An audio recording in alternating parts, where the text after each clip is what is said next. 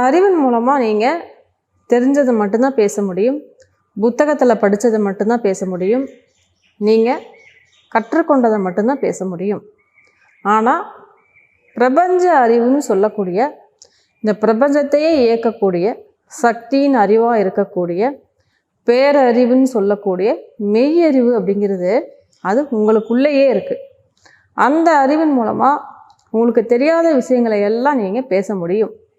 இந்த பிரபஞ்சத்தை பற்றியே நீங்கள் பேச முடியும். இந்த அண்ட சராசரங்களை பற்றியே நீங்கள் பேச முடியும். விடை தெரியாத கேள்விகளுக்கெல்லாம் பதில் கொடுக்கும் உங்களுக்கு. அந்த அறிவின் மூலம்தான் உங்களுக்குள்ள சத்தியம் வெளிப்படும்.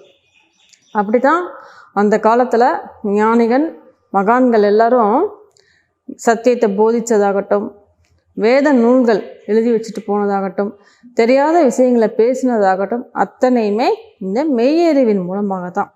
அவங்க எங்கேயும் போய் கற்றுக்கிட்டு வந்தாங்களான்னு கேட்டிங்கன்னா இல்லை.